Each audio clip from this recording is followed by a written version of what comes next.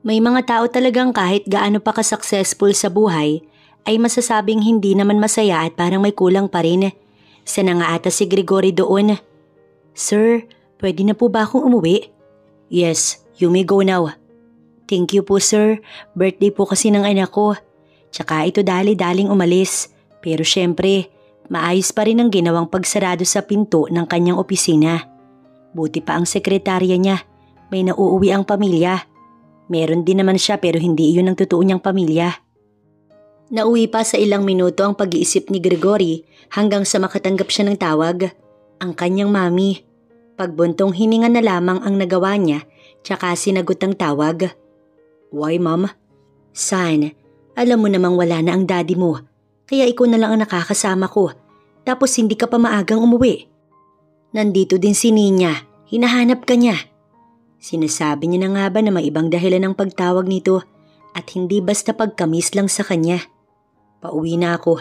Simple niyang tugon at pinatay ang tawag. Mabuti na lamang at hindi traffic kaya mabilis siyang nakauwi. Ayaw na ayaw niya rin kasing pinapasama ang loob ng kanyang mami. Oo, minsan nagtatampo ito pero hindi naman iyon maiiwasan. Wala na ang daddy niya at ayaw niyang mawalan pa ng isang magulang. Finally, my son is home. May ngiti sa labi ang mami niya na sumalubong sa kanya. Maging ang yakap nito na kulang na nga lang, hindi siya pakawalan. Greg, natatakpan pala ng mami niya si Ninya na nakaupo sa sofa, kaya pagtayo nito ay kanyang nakita.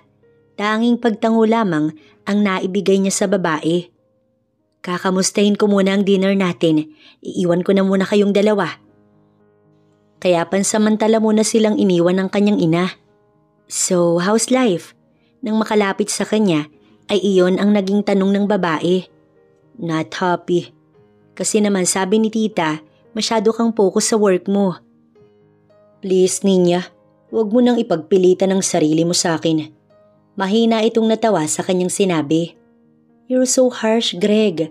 Never ko rin namang pinagpilitan ng sarili ko sa'yo, remember? Si Tito ang may gustong tayong dalawa ang magkatuluyan. Isa pa ay nakamove on na ako sa'yo.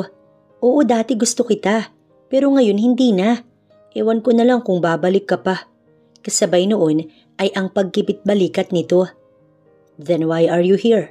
For tita. Ayokong malungkot siya, no? Pasabi na lang kay mami magpapalit lang ako. Alright, you can count on me. Tumungo muna siya sa kanyang silid upang makapagbihis. Pero habang nagbibihis, ay isang tao lang ang sumagi sa kanyang isipan. Hindi ang mami niya o ang daddy niyang wala na, kundi ang babaeng labis niyang nasaktan noon dahil sa kanyang ambisyon. Mama, kapag po ba mabait kami lagi, makakasama na po namin si Papa? Natigil sila sa pagkain dahil sa tanong ni Georgette. Ito ang bunso sa quadruplets. 3 lalaki at 1 babae ang quadruplets niya. Ang 3 kuya nito ay sina Gideon, Gavin at Hael na mahal ang kapatid at tinuturing pang ang prinsesa. Jelay, pwede bang mamaya na yan? Nakain ba tayo at paulit-ulit namang sinasabi ni mama na bawal yun istorbohin? Si Gideon na pinakamatanda sa lahat ang kumausap sa kapatid. Nalungkot tuloy ang bunso nila kaya naman yumuko na lang ito. Kain lang ng kain mga apo. Pag-iiba ng nanay niya sa usapan para mag-iba ang topic. Nagkatingin na lamang silang dalawa. Matapos kumain, sabay-sabay na umalis sa hapag ang 4. Alam niyang babalik na naman ang mga ito sa paglalaro. At dahil sila na lang ng nanay niya ang naiwan, ay doon na sila nagsimulang mag-usap. Bakit hindi mo sabihin sa mga bata ang totoo? Aling totoo, Nay? Na wala nang pag-asa pang makasama nila ang papa nila. Dahil matagal naman na nitong natupad ang pangarap niyang maging CEO pero hindi man lang kami hinanap. Mabuti pa nga anak, kaysa naman habang buhay ka na lang magsisinungaling sa kanila. Hindi na lamang binigyang tugon ni Stacy ang sinabi ng kanyang nanay. Ayaw niyang mauwi pa sa pagtatalo ang lahat. Habang naghuhugas ng pinggan, ay nananariwa sa isipan niya kung paano nakipaghiwalay si Gregory, kung paano nito tinapos ang lahat sa kanila. Matapos niyang sabihin dito na gusto niyang magpakasal na silang dalawa. Pero may dahilan naman, 'di ba? Buntis na siya noon. Mali lang niya hindi niya iyon na unang sabihin. Pero kung sinabi niya, ay iba pang salita ang kanyang natanggap. Namalaya na lamang niya na may tumulong luha sa kanyang mga mata. Mama, tapos ka na po. Gusto ka po naming katabi. Mabilis na pinahid ni Stacy ang mga luha niya dahil hindi siya pwedeng makita ng mga bata na umiiyak. Oo, matatapos na si Mama. Pilit niya ring pinatatag ang boses. Sige po, hihintayin ka po namin. Napahawak na lamang si Stacy sa kanyang dibdib. Bakit ganun? Matagal na simula noong mangyari yun. Pero masakit pa rin. Ang sakit-sakit pa rin. Matapos maghugas, tumungo na siya sa silid kung saan sila natutulog. Naabutan niya na lang natulog pa ang apat. Paanong hindi makakatulog agad kung walang ginawa ang mga ito kanina kundi ang maglaro lamang? Tsaka medyo natagalan din kasi siya. Pasensya na mga anak ko. Anya, habang nakatuon ang atensyon sa apat, natulog na. Hindi madaling magpalaki ng apat na anak, pero kinakaya niya at kakayanin dahil ang quadruplets ang kanyang buhay at kalakasan. Bago mawala ang tatay ni Stacy, nagkaayos silang dalawa. Nalaman lang kasi ng mga ito na may nobyo na ang anak nila ng araw na sabihin niyang buntis siya. Sinabi niya na lang na hindi pa handa sa responsibilidad ang lalaki. At kahit anong pilit nito, ay nagawa niya pa rin hindi sabihin ang pangalan ni Gregory. Alam niyang kahit na naglihim siya at binigo niya ang mga ito, hindi nawala ang pagmamahal nito sa kanya.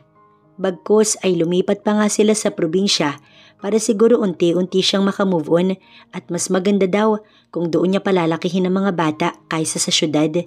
Hindi pa nga nila lubos na mapaniwalaan na apat agad ang anak niya. Kaya bago mawala ang tatay niya, masayang masaya ito dahil kahit mawala raw ito sa mga buhay nila, apat naman ang naging kapalit. Kaya ipinangako niya sa sarili na pakamamahalin niya ang apat na anak niya.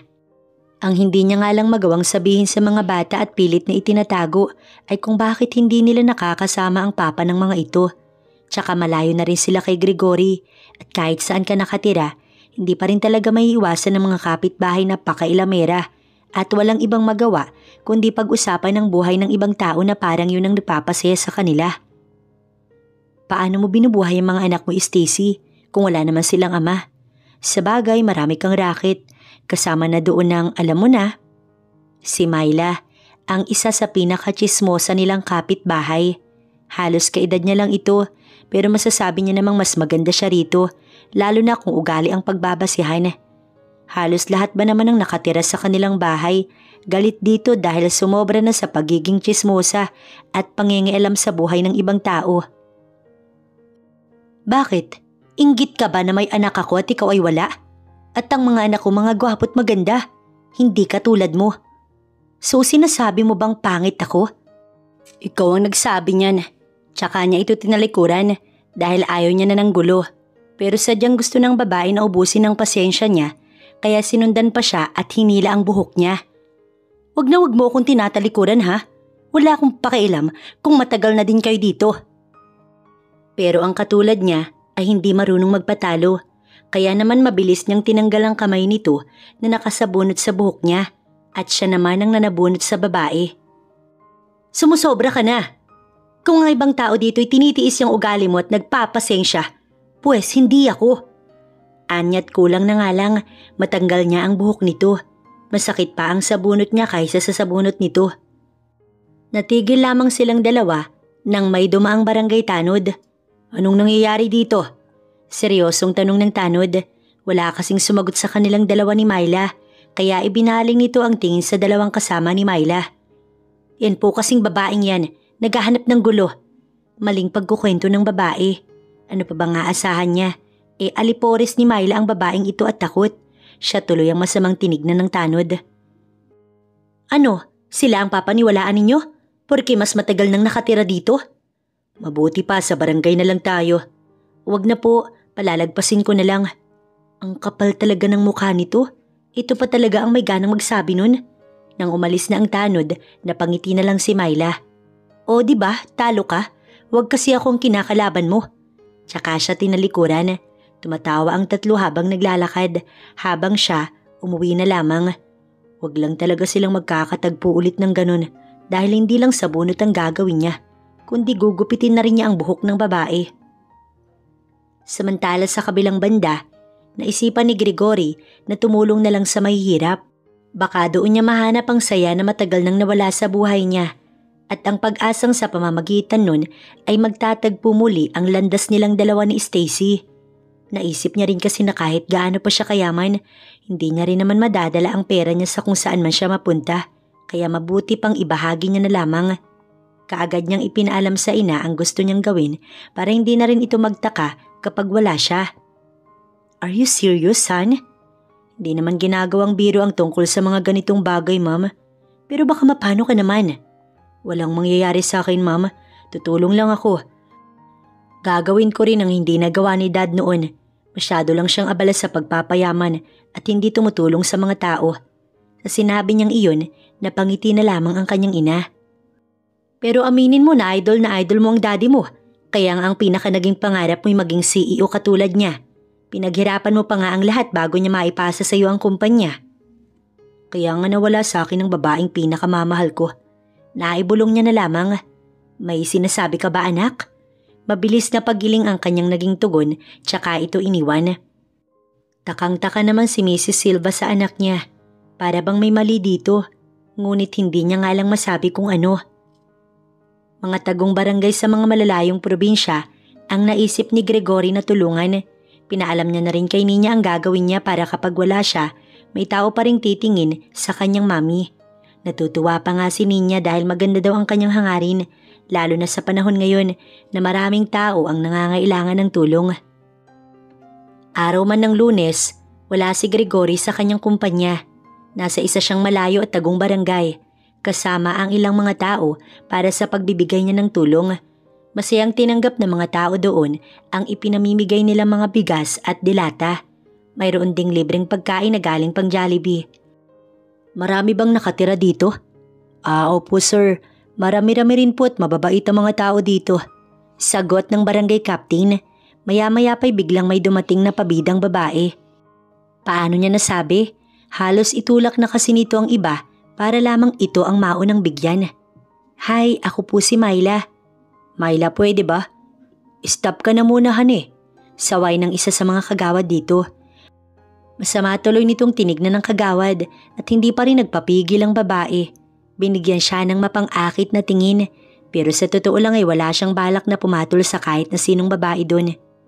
Hindi dahil sa antas ng kanilang pamumuhay, dahil minsan na nga rin siyang umibig sa babaeng simple lang.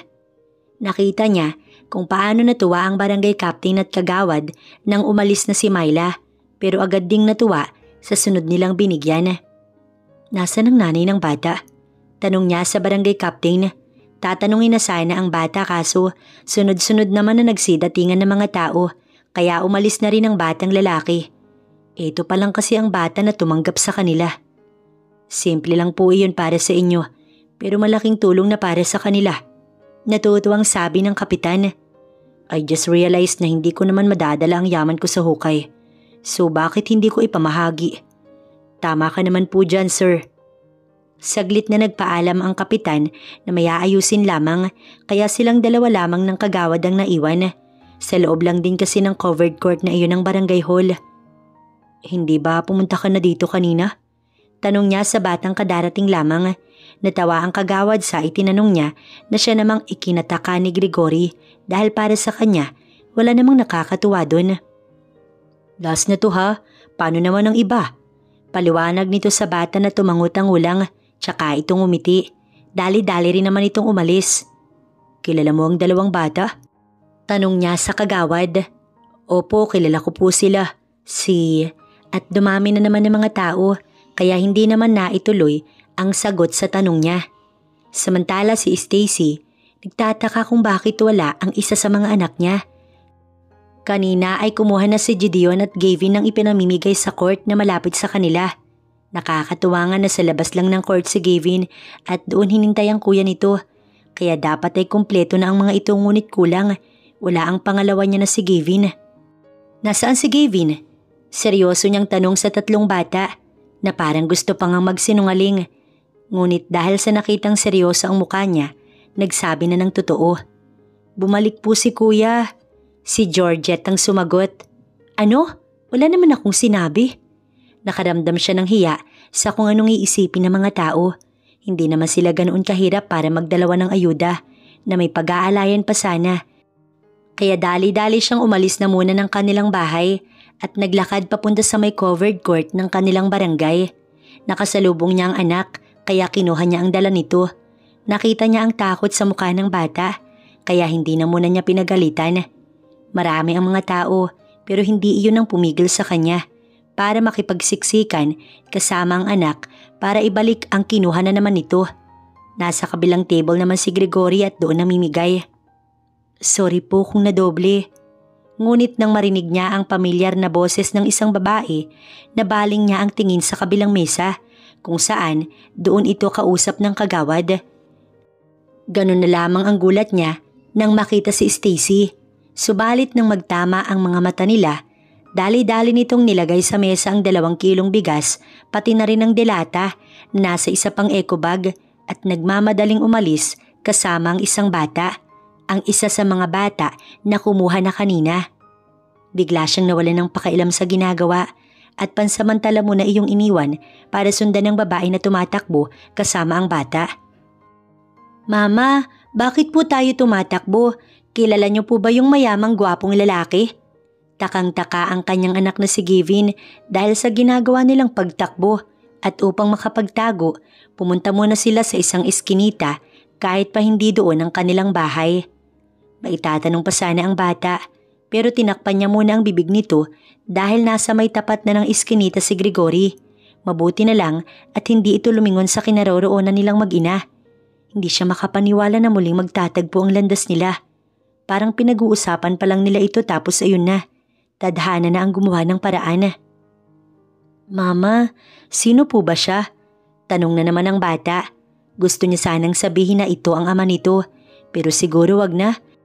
Alam niya namang aalis din si Gregory at baka masaktan lang ang mga bata na kanyang ikinatatakot dahil ayaw niyang maranasan nila ang sakit na naranasan niya noon dahil sa lalaki. Yung babae kanina, saan siya nakatira? Dito po. Pamimiloso pa ng kagawad pero nang makita na sumeryoso ang mukha niya, sinabi na rin kung ano ba ang gusto niyang malaman dahil hindi naman siya nakikipagbiruan. Kung gusto niyo po sir, sasamahan ko na lang po kayo. Napatango na lamang siya sa sinabi nito. Tinapos na muna nila ang pamimigay bago siya nito sinamahan. Hindi siya pwedeng magkamali. Si Stacy yun. Si Stacy naman, hindi mapakali at palakad-lakad sa loob ng kanilang bahay. Hindi siya mapakali dahil naroroon sa lugar na yun ang ex-boyfriend niya at ama ng mga anak niya. Pero anong ginagawa nito dun? Oo, tumutulong ito ngunit bukod dun, ano pa ba ang nais nito? Bakit ito nandoon? Mama, nahihilo po ako sa inyo. Napatigil siya sa ginagawang paglalakad-lakad dahil sa sinabi ng anak. Ang bunso niya talaga. Tama ang apo ko anak, lakad ka ng lakad at hindi mapakali. May problema ba? Wala siyang naging sagot hanggang sa may kumatok sa kanilang pintuan. Bigla siyang nataranta. Sa kwarto na muna kayo ma. Utos niya sa mga ito. Tutal nasa kwarto din naman ng 3 lalaki. Agad namang sumunod ang nanay niya at ang bunsong si George. Samantala ay saglit niyang inayos ang sarili bago binuksan ang pintuan. Hindi niya na naituloy ang sasabihin dahil pagbukas niya ng pinto ay ang isa sa mga kagawad sa kanilang barangay ang bumungad sa kanya at si Gregory. Hello Stacy? Stacy? Tanging nasabi ng lalaki habang titig na titig sa kanya. Magkakilala kayo sir? Puno ng pagtataka na tanong ng babae. Sorry Consi pero hindi ko kilala ang taong yan. Pasensya na pero may gagawin pa kasi ako.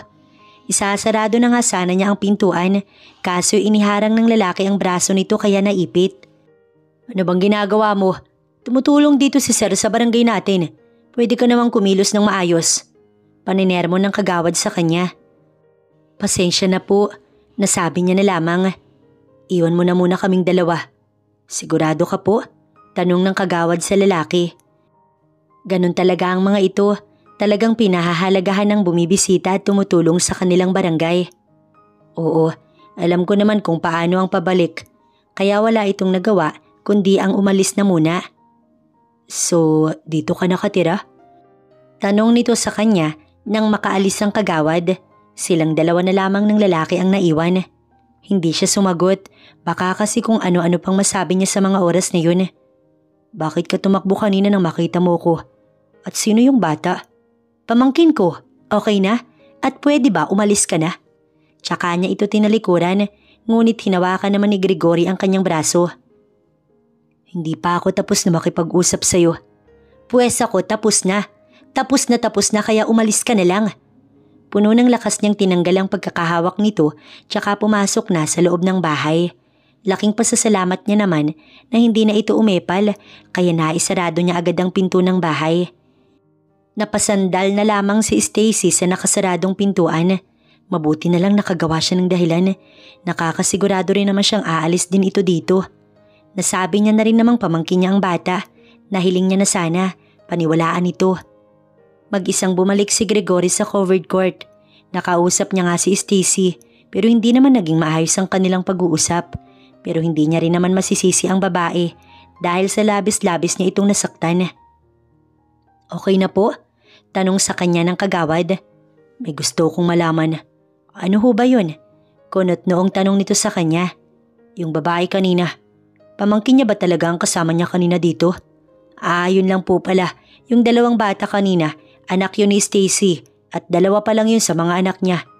Siya naman ang kumunot ng noo dahil sa sinabi nito. What do you mean? Hindi siya mauubusan ng tanong hanggat hindi niya nalalaman ang gustong malaman. Kasi po, quadruplets ang anak niya at yung dalawa kanina ay ang dalawang nauna sa apat. Sasabihin ko na po sana yun kanina kaso bigla naman pong dumami ang tao. Pagpapaliwanag nito sa kanya. Pero sabi niya pamangkin niya raw yun. Baka po sinabi lang sa inyo kasi anak niya yun eh. Salamat. Sabi niya na lang at hindi na hinintay ang magiging tugon nito. Tsaka niya tinawagan ng sekretarya niya na hindi agad siya makakabalik. Pagkatapos ng nalaman niya ay alam niya sa sarili na hindi siya agad makakabalik agad sa syudad. May mga bagay siya na gustong malaman at isa na doon ay kung sino ang ama ng mga anak ni Stacy. Habang si Stacy, ganun pa rin hindi pa rin mapakali. Anak, ano bang nangyayari sa'yo? Tanong ng nanay niya na medyo malayo sa kanya. Bakit ba kasi siya nandito? Para siyang ewan na may kinakausap kahit wala naman. Anak, nawiwirduhan na sa'yo ang mga anak mo. Hindi na tuloy na iwasan ng nanay niya na siya ay lapitan at kausapin. Pasensya na po, Nay. Ano ba kasi talagang nangyayari sa'yo? Yun na naman ang naitanong sa kanya. Natatakot lang ako, Nay. Natatakot saan? Wala, Nay. Huwag niyo na lamang akong intindihin. Kahit na ang totoo, natatakot siya na baka hindi na siya tigilan pa ni Gregory at malaman pa nito ang tungkol sa mga bata. Muling bumalik si Gregory sa bahay ni Stacy. Pero hindi na ang babae ang nagbukas ng pintuan, kundi isang batang babae na sa tingin niya, isa sa quadruplets. Sino po kayo? Tanong nito sa kanya. Pwede ba akong pumasok? Hindi agad sumagot ang batang babae. Pinagmasdan muna siya nitong mabuti. Kilala po ba kayo ng lola ko? Umiling siya. Pero kilala ko ang mama mo. Sagot niya naman kaya pinapasok siya ng bata. Sabi po kasi ni Mama, huwag pong magpapapasok ng strangers. Pero wala po siya eh, nasa work po. Tatawagin ko lang po si Lola. Tulog po yung mga kuya ko. Iniwan na muna siya ng bata pansamantala sa sala. Bakit naman kasi ang aga niyang pumunta? Malamang ay tulog pa talaga. Mabuti nga at may bata kaya pinagbuksan siya. Pero kung ang tinutukoy nitong Lola, hula niya baka hindi siya nito papasukin. Bakit mo siya pinapasok, Apo? Hindi natin siya kakilala. Anang matanda na nagulat pa sa kanyang presensya dahil sa nakita siyang nakaupo sa kanilang sofa. Napatayo na lamang si Gregory at ipinagtanggol ang sarili. Hindi po ako masamang tao. Sa katunayan, kilala ko ang anak niyo. Kaibigan niya po ako pero bigla na lamang siyang nawala. Alam niyang kasinungalingan iyon. Ngunit kung yun lang talaga ang tanging paraan para hindi siya mapaalis doon ay gagawin niya. Patawad, iho, hindi ka naman kasi nabanggit sa akin ng aking anak. Ano pala ang ipinunta mo dito? Wala nga ako't nagtatrabaho. Ako naman ay may ginagawa sa kusina, kaya ang bata ang nagpapasok sa iyo. Nasabi po ba sa inyo ni Stacy kung sino ang ama ng mga bata? Wala na siyang ginawang pagpapatumpik-tumpik pa at tinanong na kung anong gusto niyang malaman mula sa ginang. Mabuti na nga lang talaga at uminom muna ng tubig ang bata. Ang kanyang nobyo na inilihim niya sa amin. Kahit anong ang pilit namin sa kanya na sabihin kung sinong ama, hindi namin nalaman ng tatay niya. Hanggang sa nawala na ang asawa ko. Hindi niya ba nasabi sa'yo? Tanging pag-iling lang ang naging sagot niya. Pero ayos naman na ang aking anak kahit mahirap na kaya niyang palakihin ng 4 na bata. Walang tulong mula sa ama ng mga ito na masasabi kong walang kwenta. Kung ganun pala ay, di ba po sabi niyo kilala po kayo ni mama? Ibig sabihin baka close po kayong dalawa. Kilala niyo po ba si papa namin? Sabi po kasi ni mama sa amin, bawal daw po siyang istorbohin. Sa sinabing iyon ng bata, unti-unti na siyang nagkakaroon ng ideya kung sino ang posibleng ama ng mga ito. Pero bakit nagsinungaling si Stacy sa kanya? Dahil ayaw nito na malaman niya ganun ba? Imbis na sabihin, tumakbo pa ito. Kaya ibig sabihin lang, ayaw nitong malaman niya. Samantala si Stacy, hindi mapakali sa kanyang trabaho. Isa siyang cashier sa isa sa mga tindahan na hindi naman kalayuan. Convenience store yun at pang umaga ang shift niya hanggang 2 p.m. Kaya naman maaga siyang pumapasok. Tulog pa nga ang mga tao sa bahay nila nang umalis siya pero wala sa trabaho ang kanyang focus. Buti na nga lang, 2 sila doon. Pwede bang umalis muna ako saglit? May nakalimutan lang kasi ako sa bahay. Anya sa kasama. Basta babalik ka kaagad, baka matanggal ka. Oo, sige, salamat. At dali-dali naman siyang umalis. Mabuti na nga lang at may dumaan agad na sasakyan kaya nakasakay siya agad. Pero pag uwi niya, mas lalo lamang siyang dinagundong ng kaba dahil may nakaparadang sasakyan sa harap ng kanilang bahay. Kumatok siya sa kanilang bahay.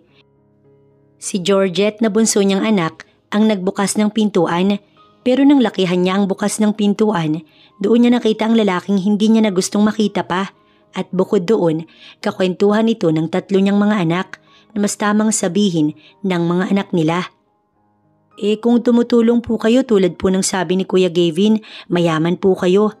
Natutuwang sabi ni Hael habang si Gideon na panganay, tahimik lamang at si Gavin ay napapangiti lang. Ang aga mo naman anak, may nakalimutan ka ba? Mabuti na rin dahil nandito ang kaibigan mo. Kahit hindi niya tanungin, alam niyang isa lang ang pwede nitong tukuyin na kaibigan.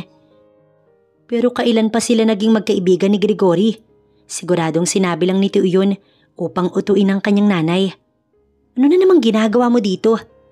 Anak, wag mo namang ganyan-ganyanin ang kaibigan mo. Ano rin ang sinasabi mong na naman? Ngayon lang siya nagpunta dito. Hindi kasi nakapasok ang lalaki sa loob ng bahay nila kahapon kaya hindi alam ng kanyang nanay. Hindi ko ho kaibigan ng lalaking yan. Lumayo kayo sa kanya. Utos niya sa 2 bata. Nakatabi nito sa sofa. Mabilis namang lumayo si Gavin at Hael habang si Gideon tahimik lang at sinusubaybayan ang nangyayari at si Georgette naman na bunso ay naguguluhan naman. Nilapitan niya si Gregory at kanyang hinila palabas ng kanilang bahay. Bakit ka bumalik? Inis niyang tanong sa lalaki. Ikaw, bakit ka nagsinungaling? Anong sinasabi mo dyan? Inis pa rin siya sa mga oras na yun. You told me na pamangkin mo ang bata kahit na alam mong hindi totoo. Mga anak mo sila, so tell me. Wala akong kailangang sabihin sa'yo, kaya umalis ka na lang. At tinalikuran niya na ito. Papasok na sana siya sa loob ng bahay para sabihin sa mga nasa loob nun na wag nang papapasukin si Gregory kung sakaling mapupunta ulit ito doon. Ngunit natigil siya sa sinabi ng lalaki. Mga anak ko ba sila? Bigla siyang natuod sa kanyang kinatatayuan dahil sa naging tanong nito sa kanya. Sumabay pa ang bilis ng tibok ng kanyang puso. Matapang siyang humarap at binigyang kasagutan ang tanong ng lalaki. Hindi mo sila anak, kaya makakaalis ka na. I can see it in your eyes. Nagsisinungaling ka. Galit nitong ani at hindi naniniwala sa kanyang sinabi. Bakit naman ako magsisinungaling? Ikaw lang bang lalaking pwedeng makabuntis sa akin? Ikaw lang? Alam ni Gregory na sinasabi lang iyon ni Stacy upang paniwalain siya na hindi siya ang ama ng 4 pero hindi iyon uubra sa kanya. Kung hindi nito aaminin, siya mismo ang aalam. Hindi ka ganoong klaseng babae. Alam ko. Alam ko dahil alam ko ang klase ng babaeng minahal ko't hindi ka ganon. Aalis ako ngayon pero babalik rin. At sa pagbabalik ko, aayusin ko tong lahat. Aniya't umalis kaysa sa makatanggap pa siya ng salita mula sa babae. Samantala si Stacy bumalik sa loob ng bahay. Mama, bakit niyo po pinaalis ang kaibigan niyo? Tanong ng bunso niya. Tila ba nalulungkot rin ito, maging si Gavin at Hael ay ganun din. Hindi niyo ba narinig ang sinabi ni Mama? Hindi niya kaibigan yun. Wika ni Gideon. Wag na ulit kayo makikipag-usap sa kanya. Makakapag-promise ba kayo kay Mama? Napipilitan man, nagawang tumango ng mga bata, kaya napangiti na lang siya. Naglaro na lamang din ang mga ito habang siya hinila ng kanyang nanay sa may kusina upang doon sila makapag-usap. Hindi mo kaibigan ng lalaking yon? Hindi po, Nay. Kung ganun ay ano mo siya? Hindi siya sumagot. Ano mo nga siya, Stacy? Galit ng tanong ng nanay niya kaya nagsabi na siya ng totoo bago pa kung anong mangyari sa kanyang nanay. Siya ang lalaking gusto ninyong ibigay ko ang pangalan. Siya ang ama ng mga apo ko? Nang hindi nakasagot ay nalaman na nito kung anong kasagutan kahit wala pa siyang sinasabi. Ang lalaking yon, galit nitong sabi. Pinakalma niya na lamang ang ina bago pa ito tuluyang ma-high blood kahit wala naman itong sakit na ganun. Habang si Gregory naman, nag-drive sa nasabi sa kanyang pinakamalapit na gumagawa ng DNA test. Kanina habang nakikipag-usap siya sa bunso sa quadruplets, nakakuha siya ng isang hibla ng buhok na magagamit para sa DNA test. Hindi para malaman niya kung anak niya ang apat, kundi para ipakita kay Stacy upang wala na itong masabi at idahilan pa sa kanya. Si Stacy naman bumalik sa kanyang trabaho. Ibinili na lamang niya sa ina na kung sakaling dadating at babalik si Gregory, wag na lamang itong papasukin at hayaang makalapit sa mga bata. Sabi naman ng kanyang ina, hindi na iyon kailangan pang ibilin. Buti naman nakabalik ka. Sorry talaga ha. Ayos lang. Pilit na lamang siyang umiti. Samantala sa mansyon ng mga Silva, nandoon ang ina ni Gregory na kasalukuyang kausap si Nina. Nag-uusap ang mga ito tungkol sa pagtulong ni Gregory na siya namang kinatutuwa talaga nila. Ngunit hindi talaga maiiwasan sa isang usapan ang pag-iiba ng topic at normal na rin talaga yun. Iha, wala ka bang gusto sa anak ko? I mean, nawala na ba? Alam ko nung buhay pa ang tito mo'y gusto mo si Gregory. Ngayon ba ay wala na? Natawa na lamang si Nina sa tanong ng ginang. Tita naman. Just answer my question, Iha. Kahit naman po may gusto ko kay Greg hanggang ngayon, wala pa rin naman po akong pag-asa. What do you mean? Wala namang nobya ang aking anak at hindi nagkanobya dahil alam mo na noon. Ayoko mangialam sa kanyang buhay, pero alam ko na bagay kayong dalawa. Hindi na tuloy napigilan ni Nina na sabihin ang kanyang nalalaman. Nagkaroon po siya ng girlfriend, tita. Ano? Gulat na tanong ng ginang. Nagkaroon na po siya ng girlfriend. Hindi niya po ba naipakilala sa inyo? Si Nina na hindi makapaniwala. Wala siyang pinakilala sa amin noon ng daddy niya. Hindi nga man lang namin nalaman na nagkaroon pala siya ng nobya. Paliwanag ng ginang sa dalaga na napatango na lamang hanggang sa may napagtanto ito. Pangarap talaga ni Greg na maging CEO at ibigay sa kanya yun ni Tito na ginagawa niya lahat at pinaghirapan yun. Kahit pa ang kapalit nun ay ang pagbaliwala niya at hindi pagpili sa taong importante din sa kanya, si Stacy. Is she my son's ex-girlfriend? Yes, tita, she is. Ngiting sagot ni Nina. Kung magsalita ka tungkol sa kanya parang walang galit o inggit man lang sa babae. Dahil wala naman po talaga. Wala akong magagawa kung siya ang nagustuhan ni Greg at sila ang para sa isa't isa. But Greg is such a fool para sayangin siya. Kaya hiling ko po sana na kung magkikita man sila ay pahirapan man lang siya ni Stacy. Napangiti na lamang tuloy ang ginang dahil sa dalaga. Bibihira na lamang ang mga ganitong babae. Hindi mainggitin sa kapwa nilang babae, lalo na kung hindi sila ang pinili.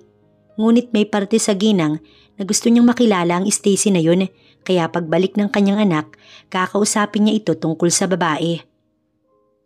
Hindi man naging maganda ang umaga ni Stacy. Kabaliktaran naman ang kanyang hapon. Maagang nagpasweldo ang kanilang boss, kaya naman umuwi siyang may dalang pasalubong para sa mga anak niya. Masaya naman ang mga tatlo, ngunit si Gideon na panganay ang napansin niyang tahimik. May gusto ka bang sabihin kay mama? Narinig ko po mama. Narinig mo ang alin? Taka niyang tanong. Hindi ko po sinasadya pero ikukuha ko lang po sana ng tubig si Georgette. Papa po namin ang lalaking yun, di ba? Ang sinabing iyon ng anak ang siya ring nagpawala ng saya sa mukha niya. Pumantay siya sa bata. Anak, wag po kayong mag-alala. Hindi ko naman po sasabihin sa mga kapatid ko. Nayakap na lamang niyang anak niya. Doon na din tumulo ang kanyang mga luha.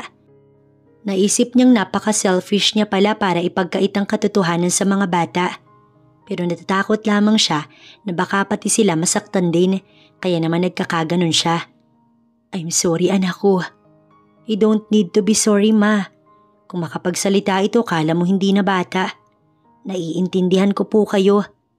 Hala, bakit hindi po kami kasali? Nagtatampong sabi ni Hael na nang senyasan niyang lumapit sa kanya, lumapit din naman. Mahal na mahal ko kayo. Anya sa mga anak niya. Mahal na mahal din po namin kayo mama. Tugon naman ng mga ito sa kanya. Yun nga atang nagsisilbi niyang lakas para sa araw-araw. Laking pasasalamat ni Stacy na sa sumunod na mga araw, hindi na tumungo pa sa kanila si Gregory. Marahil ay tumigil na ito. Mabuti na rin yung akalain ng lalaki na iba ang ama ng mga anak nila, kaysa naman patuloy siyang guluhin at ang mga bata.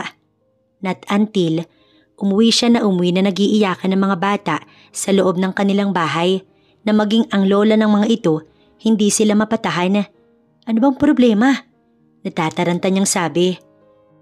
Lumabas kasi si Georgette para maglaro, pero pagbalik ay doon niya sinabi sa akin ang kanyang nalaman. Mama, totoo po ba? Si Gavin ang nagtanong. Totoo ang ano anak?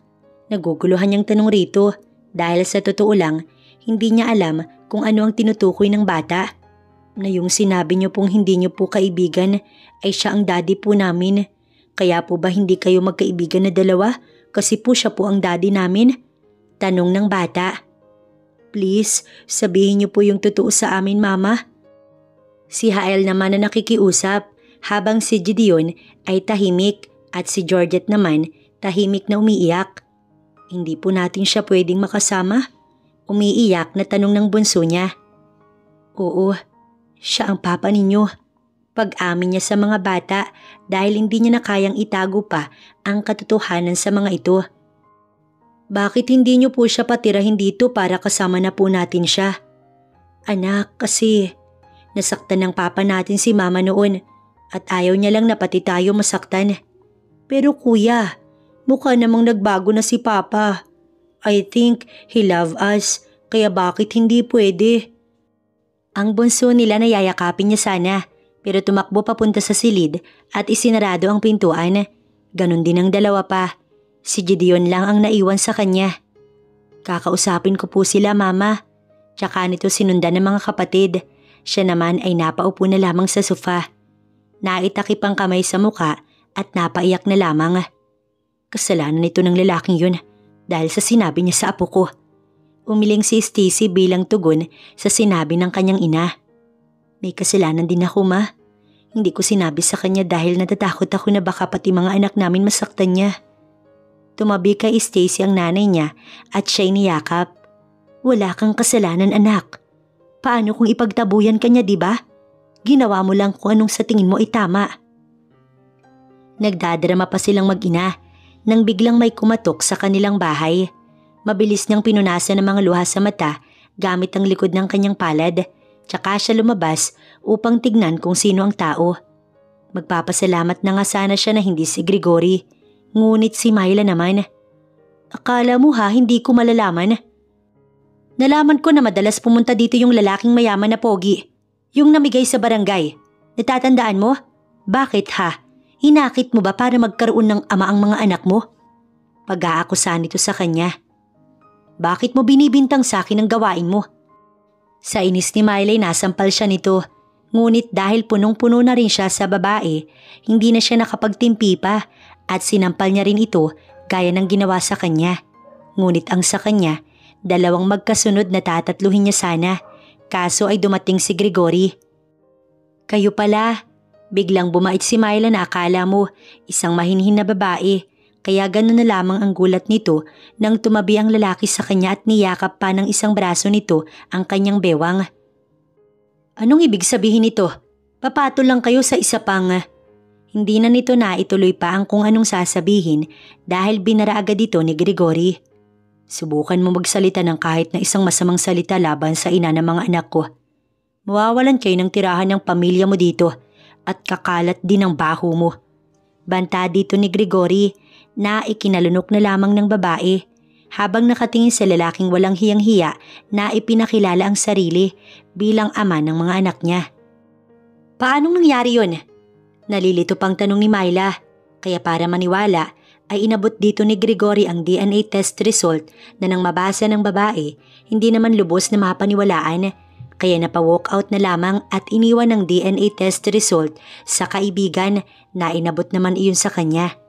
Sa pag-alis ng mga ito, tinanggal niya na ang pagkakayakap ng braso ni Gregory sa kanyang bewang. Ngayon, hindi mo na maikakaila pa sa akin na ako ang ama nila. Hindi ka na makakapagsinungaling pa. Anito dahil nabasa niya na rin ang resulta. Nawalan siya ng sasabihin na ikinangiti naman ito. Ngunit mabilis ding nabaling ang kanilang mga tingin sa apat na batang naghihintay sa may pinto habang katabi ang lola ng mga ito na may masamang tingin kay Gregory. Wala na naman siyang nagawa pa nang tumakbo ang tatlong bata papunta sa lalaki at niyakap ang kanilang ama. Papa, hindi na po ba kayo busy? Hindi po namin kayo naiistorbo? Tanong ni Georgette. Nasa loob sila ng bahay. Kahit ayaw naman nila ng nanay niya na nandoon si Gregory, wala silang magagawa na dalawa dahil nasisiyahan ng mga bata kasama nito. Hindi niya nga lang alam pagdating sa anak niya na si Gideon na tanging tingin lang ang ibinibigay sa ama at hindi man lang makipag-usap dito. Hindi na busy ang papa kaya makakasama niyo na ako. Sa sinabing iyon ng lalaki, labis na natuwa ang mga bata at napatalon pa ang mga ito, lalo na ang bunsong si Georgette, habang siya, hiniram na muna ang lalaki para kausapin sa labas ng bahay. Mama, wag niyo pong papaalisin si Papa ha? Tanong ng bunso nila. Hindi anak, mag-uusap lang kami. Yon ang isinagot niya kahit hindi rin naman siya nakakasigurado na matutupad iyon. Wag mong paasahin ng mga bata. Walang patumpik-tumpik niyang sabi kay Gregory. Ano bang pinapalabas mo? Umirap siya tsaka napailing-iling. Anong pinapalabas ko? Seryoso ka ba? Oo, may kasalanan din ako dahil hindi ko sinabi sa'yo. Pero masisisi mo ba ako kung noong niyaya kitang magpakasal na tayong dalaway umayaw ka at nakipaghiwalay sa akin? Kaya paano pa? Paano pa kung sinabi ko sa'yo na buntis ako at magkakaanak na tayo? Natamimi ang lalaki. Napansin niya ang tingin nito sa kanya. Naramdaman na lamang din niya na may tumulong luha mula sa kanyang mga mata. Kaya pala iba na ang tingin ng lalaki. Pupunasan na sana nito yun, kaso lamang ay umatras siya. Hindi ko kailangan. Gusto ko kayong makasama. Gusto kong makasama ang mga bata. Ni hindi man lang ito natakot na sabihin sa kanya yun at sa paraan ng pagsasalita, parang wala na siyang magagawa pa dahil iyon ang desisyon ng lalaki. At sa tingin mo papayag ako? Wala kang magagawa kundi gawin ng makakapagpasaya sa mga anak natin. At alam mo kung ano yun. Tsaka siya nito iniwan para maunang pumasok sa loob ng bahay. Ang kapal talaga ng muka. Nang makapasok siya sa loob ng bahay, kagad siyang nilapitan ng nanay niya at hinila papunta sa may kusina. Totoo bang sinasabi ng lalaking yun? Ano bang sinabi niya, Nay? Takang tanong niya. Na isasama niya raw tayo at ang mga bata sa kanila. Sinabi niya yun? Aalis na sana siya sa may kusina at pupuntahan si Gregory para kausapin. Kaso lamang, pinigilan siya ng inay niya. Hindi ka dapat lumabas na masama sa paningin ng mga anak mo. Sa tingin ko rin ay wala na tayong magagawa pa. Kailangan ng mga bata ang kanilang ama. Natahimik na lang siya. Samantala si Gregory, masayang nakikipagkwentuhan sa mga bata. Kuya, hindi mo ba love si Papa? Bakit hindi mo siya niyakap? Tanong ni Georgette sa Kuya Gideon nito. Hindi sumagot si Gideon at lumabas lamang ng kwarto. Ang mama naman niya ang bumungad sa kanya. Ayaw mo bang makibanding sa kanila? Malambing nitong tanong sa anak niya. Gusto ko po kasama ka, Mama. Sabay yakap sa ina. Galit ka ba sa papa mo? Pumantay ito sa anak na hindi na nakayakap sa kanya. Bakit po siya nandito? Kukunin niyo na po ba kami sa inyo? Umiling si Stacy bilang sagot sa tanong ng anak niya. Hindi anak, hindi hahayaan ni mama yun. Ngumiti na lamang ang bata, bagay na hindi nito nagawa sa harap ng ama nito, maging ang magpanggap na masaya ito sa harap nito. Bumalik si Gideon sa loob ng silid kung saan nandoon ang mga kapatid nito at ang kanyang ama, kasabay naman noon ang paglabas ni Gregory na may hawak na cellphone. Sinabihan ko na sila na kasama ko kayo sa pag-uwi ko. Anito sa babae na hindi siya pinansin at parang walang narinig. Pupuntahan sana ni Stacy ang ina niya nang hawakan siya ni Gregory sa kanyang braso. Hindi na ba pwedeng maayos? Kung ang relasyon mo sa bata, maayos pa yun. Kasundo mo naman ang tatlo at tanging ang panganay na lang ang hindi. Hindi yun ang tinutukoy ko. Pilit niyang tinanggal ang pagkakahawak ng lalaki, ngunit hindi yun matanggal. About us. Natawa na lamang siya sa sinabi ng lalaki, ngunit ang mukha nito nanatiling seryoso. Seryoso ko, Stacy. Hindi lang ang tungkol sa mga bata ang gusto ko maayos, kundi ang pati na rin sa atin. Bigla naman siyang nagkalakas at nabawi ang braso sa lalaki. Habang sa mansyon ay takang-taka ang ina ni Gregory dahil sinabi ng anak na may makakasama daw ito pag-uwi pagkatapos ay hindi umuwi ng 2 linggo. Baka may ipapakilala lang sa iyo, tita. May ngiti sa labing sabi ni Ninya. Sino naman kaya? Nagkibit balikat ang dalaga. Hintayin na lang natin. Napatango na lamang ang ginang. Talaga namang puno ng sorpresa ang anak niya. Kitang-kita niya ang ibang klaseng tingin ng mga kapitbahay nila habang inilalagay sa likod ng kotse ni Gregory ang kanilang mga gamit para sa pagpunta nila sa Manila. Hindi niya alam kung gaano sila katagal doon kaya nagdala ng damit at ilang mga importanteng gamit gaya na lamang ng photobook at paboritong laruan ng mga bata. Sabi nga ng lalaki, bibili na lamang ng bago, ngunit ang sabi niya hindi na. Hindi naman iyon pwede dahil ang mga ganong klase hindi agad napapalitan. Wala na naman itong nagawa at hindi siya nagawang tutulan. Habang nasa biyahe, tahimik lamang si Gideon samantala ang tatlo, maingay at pinag-uusapan ang kanilang nakikita sa labas ng sasakyan. Nakabukas kasi ang bintana ng kotse. Ilang oras din ang tinagal ng biyahe bago sila nakarating sa Manila. Kaya inabot na sila ng hapon dahil anong oras na rin silang umalis. Kinakabahan siya, hindi dahil sa ipapakilala siya ni Gregory bilang karelasyon o ano paman, dahil hindi, wala naman silang ganoon, kundi dahil baka hindi matanggap ng ina nito ang mga bata. Sinabi na rin kasi ng lalaki na ipapakilala nito ang 4 sa ina nito. Hindi na nga niya natanong pa ang tungkol sa ama nito dahil para sa kanya, hindi na sila close ni Gregory. Akay ni Gregory sina Gavin at Georgette habang siya naman, si Gideon at ang nanay niya ay si Hael.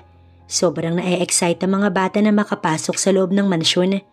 Ang mga gamit nila ay may mga katulong na kumuha at nagpasok kaya wala nang iintindihin pa. Nang makapasok sila, nakita nila ang 2 babae na nag-uusap. Ang isang babae ay tinawag ni Gregory na ma'am habang ang isa naman ay ngumiti dito. Ma'am, mukhang masyado itong bata para maging ina ng lalaki o baka dahil talaga sa yaman at kahit may edad na ay nagbumukhang bata pa rin. Lola! Bigla na lamang bumitaw si Georgette at lumapit sa lola nito upang yumakap. Sa gulat ay hindi agad nakapagsalita ang ginang, maging ang babae kanina, nakausap lamang nito. Napatulala na lamang sa bata. Masaya po ako na makilala kayo. Dagdag pa ng bata na makikitaan mo naman talaga ng saya. Mga apo niyo, ma. Mga apo? Namamanghang tanong ng ginang. 4 ho kasi sila. Ang nanay na ni Stacy ang sumagot. Are you Stacy? Hindi niya alam kung paano nalaman ng ginang kung sino siya. Sa pagkakaalam niya kasi, ay ayaw ni Gregory na malaman ng mga magulang nito ang tungkol sa kanya.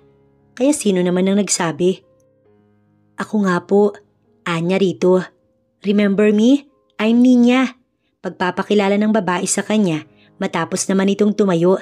Umiti na lamang siya rito. I can't believe na nagkaanak pala kayo ni Greg. Hindi alam ni Stacy kung nagpapanggap lamang ang babae na masaya. Parang nakita niya na rin ang babae noon, hindi nga lang niya matandaan. Alam niya na, ito ang babaeng gusto ng mga magulang ni Gregory para dito noon. Hindi ko akalain na may apo na pala ako't 4 na pala sila. Natutuwang sabi ng ginang at niyakap na rin ang batang si Georgette na nakayakap dito. Dito na muna sila, ma'am. Sumingit sa usapan si Gregory. What do you mean na dito na muna? Sabi ng ginang sa tono na may hindi pagsang-ayon sa sinabi ng anak. Hindi ba pwede? May bahid ng inis na tanong nito sa ina. I mean, pwedeng dito na sila tumira. Paglilinaw ng ginang na ikinatuwa naman ni Gregory dahil napangiti ito habang siya gusto na sanang hindi sumang-ayon pero kinausap na ng ginang ang mga apo kaya napatingin na lamang si Stacy sa nanay niya na wala namang masabi. Inutusan ni Gregory ang isa sa mga katulong na samahan siya sa magiging kwarto nila ng mga bata. Pero laking pagtataka niya dahil sa isang kwartong panlalaki sila dinala. Paano niya nalaman? Sa kulay pa lang at disenyo alam na. Dito daw po kayo. Kaninong kwarto to? Kay sir po. Tsaka siya nito iniwan. Napapadyak na lamang sa inis si Stacy. Talagang gumagawa ng paraan ng lalaking yun. Ang mga gamit na dala nila ay hindi naman doon na ilagay at sa ibang silid. Siguro ipinaalam lang talaga sa kanya na doon sila matutulog. Bumaba na rin agad si Stacy. Baka kasi kung ano nang nangyayari. Ang nanay niya naman, nalaman na rin pala ang magiging silid nito. Pinauna lang talaga siya. Nakasundo agad ng nanay niya ang ina ni Gregory habang siya naman ay hinanap ang lalaki para makausap. Papayag siya na makasama ng lalaki ang mga anak nila sa iisang silid, ngunit hindi siya. Nasabi ng isa sa mga maid na nasa may kusina daw ito at kasama si Ninya. Doon niya nga nakita ang lalaki na kausap nga si Ninya. Mukhang masaya ang usapan ng dalawa dahil grabe ang ngiti ng babae. Bigla na lamang siyang nakaramdam ng sakit sa kanyang dibdib. Ang akala niya, nawala na, nandoon pa rin pala. May nararamdaman pa rin pala siya kay Gregory at hindi niya iyon maitatago. Matapos makipag-usap ni Gregory kay Ninya tungkol sa mga plano niya na talaga namang nasiyahan ng babae, iniwan na muna niya ito at kaso nga lang nakasalubong niya ang isa sa mga katulong. Nakapag-usap po ba kayo, sir? Yes, tapos na kaming mag-usap ni Ninya. Hindi po, sir. Si Ma'am Ganda po, yung ex-GF niyo po. Hinahanap niya po kasi kayo. Kaya sinabi ko kung nasaan po kayo. Nakapag-usap na po ba kayo? Umiling siya bilang tugon, tsaka ito nilagpasan. Bakit hindi tumuloy si Stacy para makausap siya? Dahil ba kay Ninya? Sa isiping iyon, napangiti siya. Hindi kaya biglang nagselos ito habang nakikita sila ni Ninya na magkasama? Yun ang kailangan niyang alamin kung may nararamdaman pa ito sa kanya. Iba kasi ang sinasabi ng bibig sa nararamdaman ng isang tao. Sa mansyon na yun ay sabay-sabay silang nag-dinner pero umalis na si Ninya kaya hindi na nila ito nakasabay. Natutuwa naman siya na wala ang babae para kasi itong peke. Siguro nagka-trust issue na lamang talaga siya sa mga tao. Matapos nilang kumain, inutusan ni Gregory ang 2 katulong na asikasuhin ng 4. Ang sabi nga niya siya na, ngunit ayaw naman ng lalaki. Nagpa siya na din ng nanay niya na tumulong habang siya naiwan kasama ang lalaki at ang ginang. Masaya ako makilala ka, iha. Buong akala ko talaga walang naging nobya ang aming anak pero itinago niya lang pala sa amin. Napapailing pang sabi ng ginang habang si Gregory napapaiwas ng tingin dahil sa malamang guilty ito dahil sa nagsasabi ng totoo ang ina. Salamat, iha.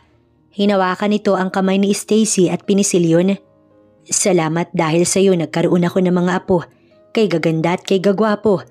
Natutuwa pang sabi ng ginang kaya napangiti siya. Bukas na lang ang kwentuhan, ma'am. Kailangan pa nilang magpahinga. Wika naman ni Gregory. Oo na. May ibinulong pa ito sa anak pero dahil iniwan niya na ang 2, hindi niya na narinig pa. Habang naglalakad paakyat ng hagdan, napapailing-iling na lamang si Stacy hanggang sa naramdaman niya na parang may kasabay na pala siyang naglalakad. So what are you thinking? Bilib rin siya sa lalaking to. Kung kausapin siya'y parang wala silang past. Parang hindi siya nito sinaktan. Parang hindi nito winasak ang puso niya. At parang ayos na ayos silang dalawa na hindi naman. Wala. Ngunit hindi kumbinsido ang lalaki sa kanyang sinabi, kaya hinabol siya nito dahil binilisan niya ang pag-akyat at ang nasa taas na sila ay agad siyang sinandal sa pinakamalapit na pader. Ano ba sa tingin mo ang ginagawa mo? Making you fall in love with me again, o mas tamang sabihin na inaalam ko kung may nararamdaman ka pa para sa akin. Nang pakawalan siya nito ay malakas na lamang niyang itinulak ang lalaki palayo sa kanya. Tsaka iniwan ng lalaki. Kung hahalikan siya nito, alam niyang tutugon siya, kaya siya na ang mismong lumayo. Ayaw niyang maging marupok, lalo't hindi siya nakakasigurado na ngayon pipiliin na nga sila nito. Nakasalubong naman niya ang kanyang nanay. Nasabi sa akin ng isa sa mga katulong na doon kay matutulog sa kwarto niya. Basta anak, nasa tamang edad ka na kaya alam mo na kung anong tama sa mali. Inaantok na daw ito kaya nagpaalam na matutulog na muna. Habang siya, tumungo na sa kanilang magiging silid. Doon niya naabutan na bihis na ang mga bata. May mga litratong pinagmamasdan ng mga ito at hindi siya pwedeng magkamali. Kilala niya ang 2 taong nasa mga larawan na pinapakailaman ng mga anak niya. Huwag niyong pakailaman yan, anya sa mga anak. Pero mama, kay papa po ito, ibig sabihin sa atin na din po kasi sabi po ni papa ay lahat ng sa kanya ay atin din po.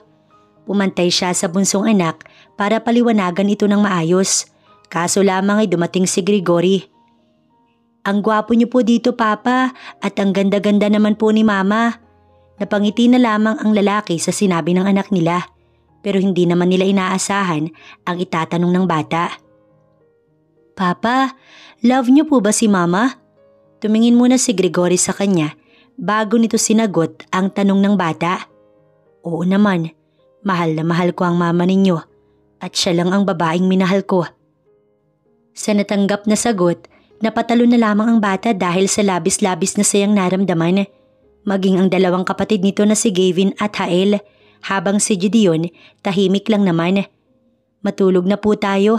Pag-iiba ng bata sa usapan. Nagbihis na muna si Gregory bago sila sabay-sabay na nahiga sa kama nito na hindi makakailang malaki at kakasya sila doon kahit 6 pa sila. Nasa gitna nila ang 4. Yakapin niyo po kami mama papa. Wala silang choice kundi sundin ang bunso kaya ayun nga ang ginawa nila. Nagkakatitigan tuloy silang 2 ng lalaki pero siya ang mabilis na nag-iwas ng tingin. Thank you. Thank you for everything. Sabi ni Gregory sa kanya na hindi niya napinansin dahil ipinikit niya na ang kanyang mga mata. Tulog na rin ang mga anak nila. Kinabukasan, nagising si Stacy na parang ang bigat ng katawan niya. At kaya naman pala dahil nakayakap sa kanya ang 2. Sa kaliwa ay si Gregory, samantala sa kanan ay si Gideon. Halos sabay ding nagising ang 2. Pero si Gregory pinanatili ang pagkakayakap sa kanya. Kaya si Gideon ang nagtanggal noon. Hindi ko ba pwedeng yakapin ng mama mo? Hindi po pwede. Kahit na parehas pa natin siyang mahal? Muli ay tanong nito sa bata. Kahit na. Galit ako sa inyo. Pagsasabi ng bata sa kung ano man ang nararamdaman nito. Bakit naman? Nakikita ko pong umiiyak si mama dahil sa inyo. Hindi man nakikita ng mga kapatid ko pero nakikita ko kaya galit ako sa inyo. Kahit na ganun ang pag-uusap nila, nakahiga pa rin silang 3. Pag nangako ba ako na hindi naiiyak pa ang mama mo dahil sa akin, hindi ka na magagalit? Akala nila ay mag-oo lang ang bata ngunit hindi. Pakasalan niyo po ang mama ko, pakasalan niyo po siya. Sa sinabing iyon ng bata, napabangon na lang siya. Aalis na sana siya sa kama, pero nagulat siya sa naging sagot ni Gregory sa anak nila. Oo.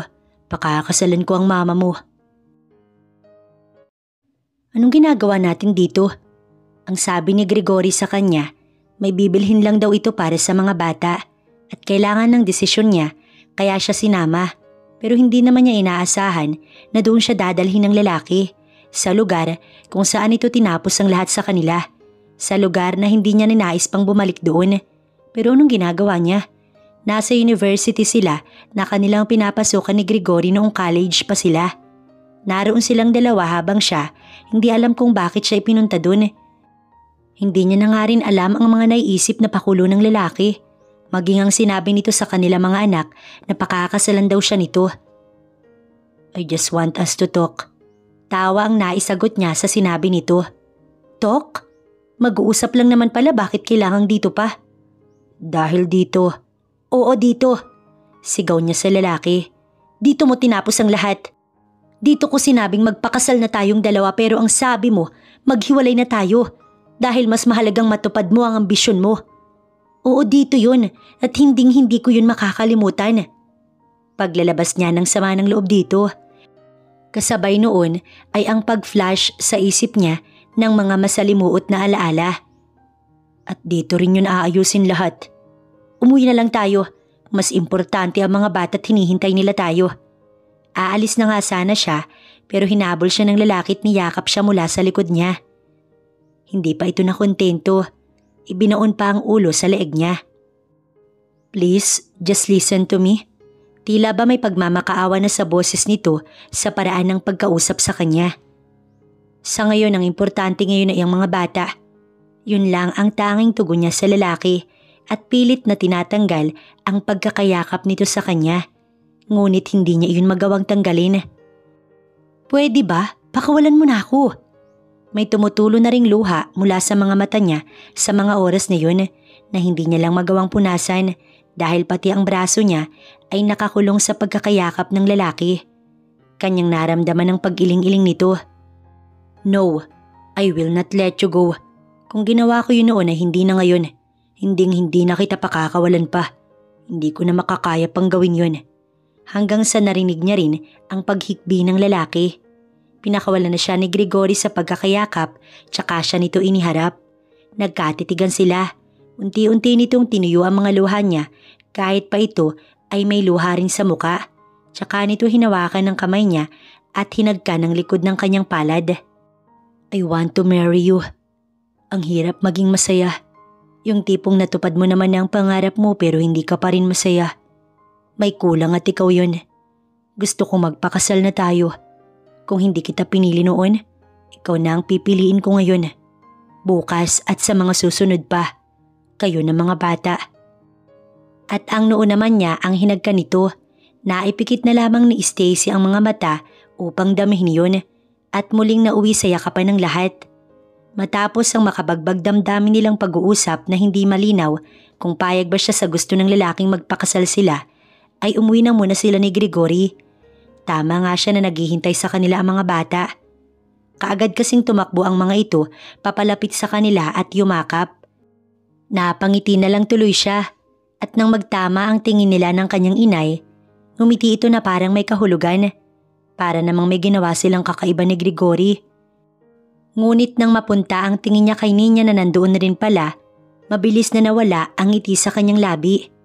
Kamusta ang lakad niyo? Okay lang. Sa totoo lang nagsiselo siya. Alam niyang walang relasyon ng dalawa dahil kung meron man, aalis talaga siya at isasama niya ang mga bata.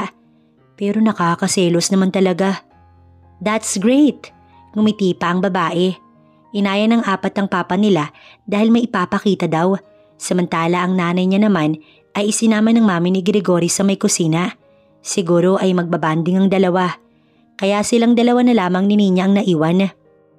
You look lovelier than ever. Mas maganda ka nga sa akin. Sabi naman niya na ikinatawa nito. May napapansin ako sa'yo. Ano naman yun? Pinigilan lang talaga niya ang sarili na lagyan ng bahid ng inis ang boses. Parang nagsiselos ka sa akin. Sa inis niya ay hindi pinansin ng babae at pupunta na sana sa may kusina pero may sinabi si Nina. Iniisip mo ba na may gusto ko kay Greg? Hinarap niya ang babae. Sa pagtawag pa nga lang nito kay Gregory, may nickname at mukhang ito lang ang tumatawag ng ganoon sa lalaki. Oo, meron. Di meron nga, inamin mo. Pero wait, mukhang may ipapaliwanag pa ang babae. Sabi niya na nga ba, baka naman plastic lang at sasabihin sa kanya na pag-aari nito si Gregory. Pero dati pa yon, noong kayo pang dalawa. Ako ang gusto ng daddy niya para sa kanya pero iba ang gusto niya at ikaw yun. Bigla siyang nakaramdam ng hiya dahil sa sinabi niya kanina. Hindi mo kailangan magselo sa akin dahil kung mayroong mahal si Gregory, ikaw lamang yun, okay? May ngiti sa labi nitong sabi. Sorry. Ano ka ba? It's okay. Pero may hiling lang sana ako sa'yo. Ano ba yun? Gawin mo kong ninang sa susunod na anak niyo ha? Matapos ang pag-uusap nila ni Gregory tungkol sa kung paano sila naging close ni Ninya, ay naitanong na rin niya kung nasaan ba ang ama ng lalaki. Tulad pala ng tatay niya, wala na rin ang daddy nito at sumakabilang buhay na rin. Nalulungkot siya para sa lalaki, pero tanging ang nagawa niya na lamang ay yakapin ito. Sa sumunod na mga araw, wala silang ginawang pamilya kundi ang magbanding. Lumalabas-labas sila at hindi mo na pumapasok si Gregory sa trabaho nito, kaya may oras para sa kanila. Gaya na nga rin daw ng sabi, ay mas importante ang mga bata kaysa sa anumang bagay. Okay lang din naman ang status ng kumpanya. Kahit hindi ito pumapasok, ay naaasikaso pa rin naman ng maayos. Papa, pwede ko pong makita ang company ninyo? Tanong ni Gideon sa papa nito. Natutuwa nga siyang close na ang bata sa ama at hindi masama kung tignan. Yes son, anytime you want at pwedeng-pwede. Kumakain sila noon sa isang sikat na restaurant. Hindi man pamilyar ang mga bata sa pagkain, nagustuhan naman ng mga ito dahil masasarap daw. Napapangiti na nga lang silang dalawa ni Gregory. Matapos nilang kumain doon, dumiretso na sila sa kumpanya ng lalaki para doon makita na yun ng mga bata. Wow, ang laki! Namamanghang sabi ng bunso nilang si Georgette. Oo nga po papa, si Gavin naman yun. Dito na lang po ako magtatrabaho paglaki ko. Si Hael naman iyon na natutuwa rin. Natawa na lang tuloy si Gregory. Hindi ka magtatrabaho dito. Bibigyan ka na lang ng pera ni papa. Natuwa tuloy ang bata at napatalo na lamang. Sir, sino po ang kasama nyo? Ang cute naman po. Natatawang sabi ng sa tingin niya, sekretarya ni Gregory. Hindi niya na naiwasan na pagmasdan ito mula ulo hanggang paa. Mga anak namin. Siya na ang sumagot. Hindi niya alam kung bakit pero mahinang natawa ang lalaki sa tabi niya. Ang galing naman po. At ako ang ina nila. Pagpapakilala niya sa sarili. Nice to meet you po ma'am. Ang ganda-ganda niyo po. Kaya pala hindi katakataka na ang gagwapo at ganda po ng mga anak niyo. Mana sa inyo ni sir. Ako nga po pala si Cindy, sekretary po ni Sir Gregory. At wala po kayong dapat na ikaselo sa akin dahil may asawa na po ako. Mahaba nitong wika. Muli tuloy ay natawa ang nasa tabi niya. Nagsiselos ka ba? Paano kung oo? Siselos-selos ka. Ayaw mo namang sabihin kung gusto mong magpakasal sa akin. Panunokso ng lalaki sa kanya. Oo, nagsiselos nga ako. Nagsiselos ako. Masaya ka na? Hindi nito tuwirang sinagot ang tanong niya. Bagkus ay hinagkan siya sa labi. Nagkikiss po ba kayo? Mabilis ding naputol ang halik na iyon dahil sa tanong ng bunso nilang si Georgette. Nakatingin na pala ang apat sa kanila pero ang bunso lang ang may lakas ng loob na magtanong. Love na love ko kasi ang mama ninyo kaya kinikiss ko siya. Ganun po ba yun papa? Eh di kapag malaki na po ako, ikikiss ko din po yung babaeng love ko? Kuryosong tanong ni Hael. Oo nga papa, ako din po pwede. Si Gavin naman yun. Napapailing-iling na lang tuloy siya na nahampas ang dibdib ni Gregory. Mga sinasabi mo kasi. Mabuti na lang, good boy ang panganay nila na walang sinabi at si Georgette ay hindi naman nagtanong. Saglit pa silang nanatili sa opisina bago lumabas para ipakilala silang mag-iina sa mga empleyado. Gulat na gulat naman ng mga empleyado na ang kanilang boss ay may mga anak na pala at may magandang nobya. Pero ang mas ikinagulat na mga ito ay ang biglang pagluhod ni Gregory sa kanyang harapan at ang paglabas nito ng isang singsing mula sa bulsa nito. Teka, ano bang ginagawa mo? Hindi ba obvious? Magpo-propose. So, will you marry me? May pamimiloso pong sagot naman ng lalaki sa kanya habang siya unti-unting naluluha na konti na lang magsisipatakan na iyon. Yes po mama, yes na po kayo. Pag-cheer ng bunso nila. Yes na po mama. Halos sabay na sabi ni Gavin at Hael habang si Gideon napapangiti lang. Siguro ay kakuntsaba ito ng ama. Ang ibang mga taong nakapaligid sa kanila ay nanonood at nagvi-video. Makakapagno pa ba ako? Mahirap magpalaki ng 4 na anak kaya kakailanganin ko ng tulong mo. Tsaka mahal kita kaya bakit kita hayaang mapunta sa iba? Kaya yes, ang naging tugon niya. Walang sinayang na oras si Gregory at sinuod agad nito ang singsing sa kanya. Tumayo at hinagkan siya sa labit ni Yakap. Nakisali na rin sa yakapan ng 4 nilang anak na nasa tabi lamang nila't nanonood. Invited kayong lahat. Sigaw pa ng mapapangasawa niya na labis na ikinatuwa ng mga empleyado. May mga nag-appear, napatalon at may mga nag-usap pa tungkol sa kanilang mga naging reaksyon. Umuwi na rin sila matapos nun. Naabutan nila ang kanilang mga ina na may tampo.